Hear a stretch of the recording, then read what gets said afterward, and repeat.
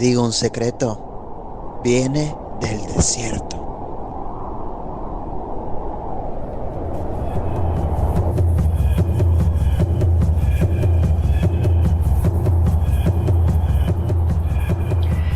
Hay un equívoco que es muy anterior al cristianismo. En infinidad de excavaciones arqueológicas de África, Asia, América y Europa se encuentran restos de cruces de hace más de 8.000 años. De México a Perú y de China a Babilonia, la cruz fue utilizada como símbolo de vida.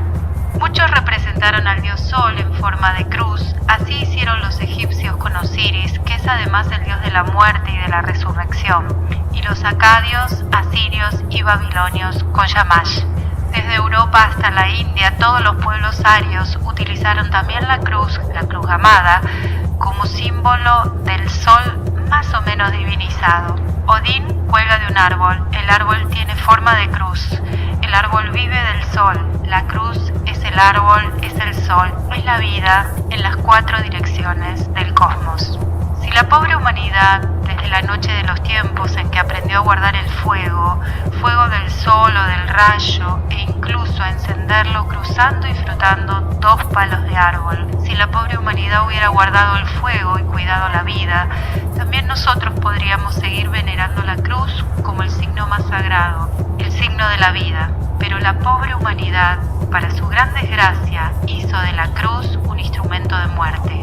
Cuando esta especie humana que llamamos 2 veces sapiens dominó la tierra, construyó ciudades, ordenó el poder y organizó religiones. Entonces taló un árbol e inventó la cruz para matar al enemigo condenado como culpable.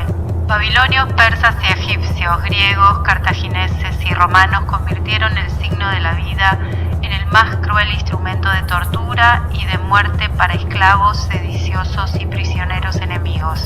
Y llamaron Dios al poder e hicieron de él el gran legislador, el supremo garante del orden del más poderoso, siempre injusto. Y dijeron, Dios castiga al culpable, pero era simplemente para poder ellos castigar con la conciencia tranquila.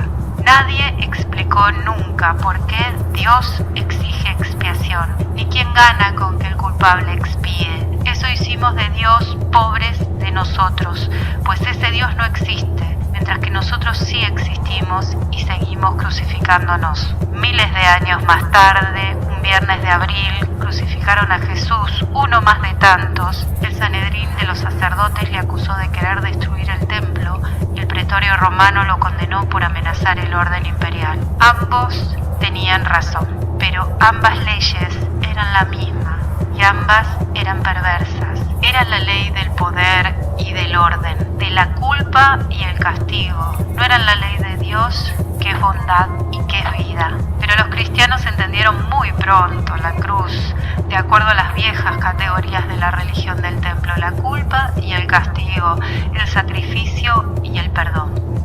Así, los cristianos, con Pablo al frente, dieron la vuelta al argumento y dijeron: Dios exigía que alguien expiara todos los pecados, pero ha sido el justo quien ha expiado en lugar de los pecadores. Era necesario que alguien cargara con todas nuestras culpas. Los cristianos olvidaron la historia del Sanedrín y de Pilato y comprendieron la cruz en clave cultual, como un sacrificio de expiación. Dieron la vuelta al argumento, pero mantuvieron el viejo marco de la culpa, la pena y la expiación. Tales monstruos hemos creado. Les hemos consagrado templos, doctrinas y sistemas penitenciales. Un siniestro edificio que descansa sobre un dogma erigido en una especie de principio metafísico de carácter absoluto. Toda culpa debe ser expiada. Una religión de la expiación universal en la que lo más importante ni siquiera es que aquel que ha hecho daño lo repare y trate de curarle, sino que pague, que sufra, que se pudra en la cárcel, que se muera. Se oyen gritos de multitudes, terrible religión y terrible sociedad la que así grita. No es esa la religión de Jesús. A Jesús no le importó el pecado. ¿Qué es el pecado sino sufrimiento? La gente que sufría y la gente que hacía sufrir. No le importó la culpa. ¿Qué es la culpa sino el daño? La gente herida y la gente que hería. Y todo el que hiere salvación, no castigo. Y Jesús corrió el riesgo y lo crucificaron. Los cristianos lo veneraron primero en figura de cordero, buen pastor, de pez y de ancla.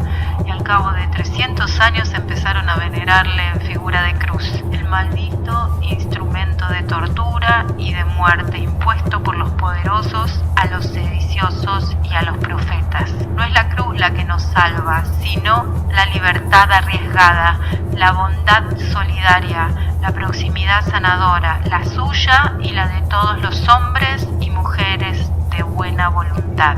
Benditos sean todos los crucificados y malditas sean todas las cruces, también la de Jesús. Es el hermano, hermana, hermane, heride, herido, herida, la, le, el que nos salva. Todes les hermanes herides nos salva. A pesar de la cruz, por supuesto, no sin la cruz, pero ciertamente no por la cruz.